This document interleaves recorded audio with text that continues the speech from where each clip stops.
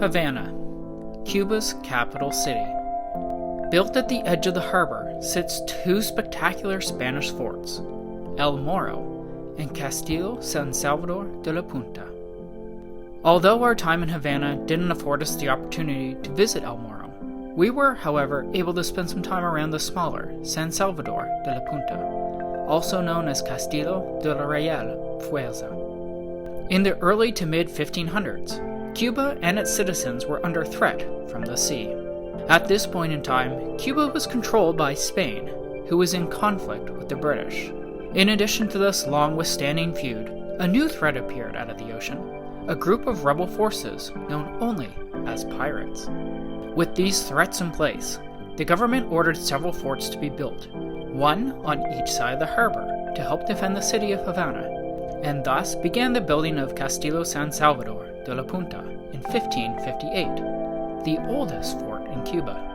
By 1582, King Felipe II decided to beef up the fortress as Havana became a major port in the Americas. Juan de Tejeda became the governor of Cuba based on his expertise of fortifications. At the time, he brought Italian engineer Giovanni Bautista Antonelli, who was considered to be one of the brightest engineers to build in Cuba during the 16th century. In 1595, the fort was partially destroyed by a hurricane. In response, the Spanish rebuilt the fort, increasing the thickness of the walls. Due to its short distance from El Morro, on the other side of the harbor, the idea of connecting a heavy copper chain from one fort to the other was put in place around the year 1630. This chain increased protection of the harbor. By the mid-1700s, Britain had caused significant damage to the fort. The Spanish found more and more that people were revolting against their control, and by 1851, they began executing most of their prisoners held at La Punta in fear of losing control.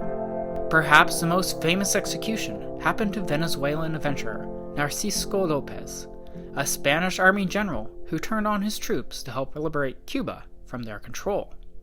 During his attempts, he made his troops carry a flag he made himself, which today has become the national flag of Cuba. In 2002, the fort was restored and turned into a museum. Here you can see exhibitions that speak to its history with a strong focus on the Navy. Within the exhibitions, you can see several models of various ships, including the most detailed model of a galleon I've ever seen.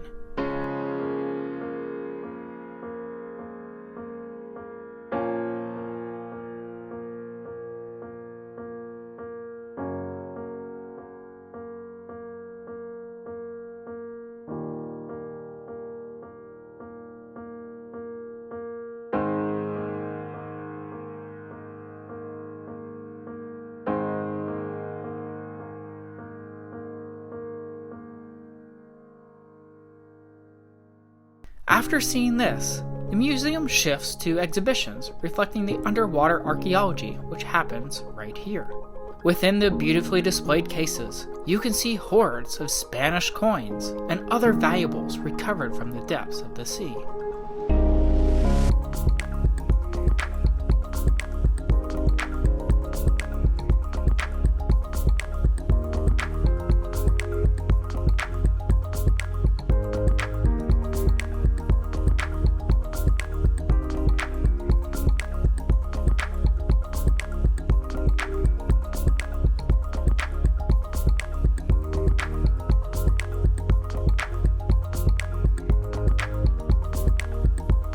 Visiting La Punta is an inexpensive way to experience some of Cuba's war-ridden past.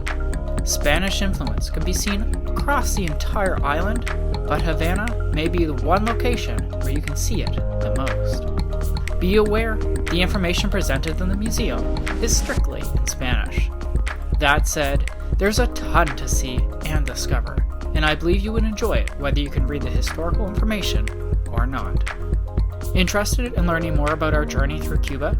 Take this time to subscribe to our YouTube channel, or visit our website for additional written information at joshuatravelguy.ca. Are you looking for something a little more hands-on? Why not join us for an excursion through Cuba for a truly authentic experience? Learn about these trips and more on our website.